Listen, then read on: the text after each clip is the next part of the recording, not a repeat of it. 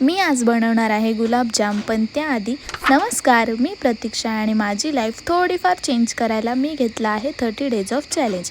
तर कालच्या व्लॉगमध्ये तुम्ही बघितलंच होतं की मी 1 मंथचं सामान आणलं आहे आणि ते मला आज ऑर्गनाइज करायचं आहे। पण त्याआधी होता नव्हता तो कोलगेटचा जीव काढून घेतला आणि नंतर चिपळूण खेळ करत दात घासून घेतला आणि मग तसंच किचनमध्ये येऊन सगळे ट्रान्सपरंट डबे धुवून घेतले। आता मला माहिती आहे मी हे आधीच करायला हवं होतं, पण कसं आहे ना, ताण लागल्यावर विहीर खोदायची ही सवय काय जाणार नाही।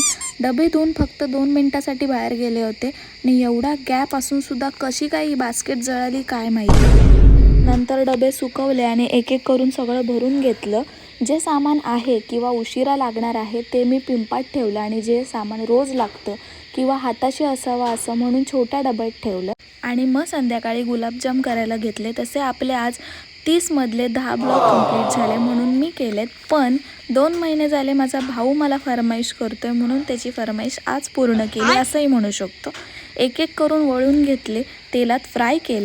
एक पण गुलाबजाम तेलात फुटला नाही म्हणून मी खुश झाले होते। आता जोपर्यंत गुलाबजाम पाकात मुरतात तोपर्यंत मी एक क्विक ब्रेक घेते। गुलाबजाम केलेत म्हटल्यावर राहतंय कोणाला, थंड व्हायच्या आधीच मी ते टेस्ट केले आणि खरंच खूप छान झाले होते। पाकात खूप छान मुरले सुद्धा होते।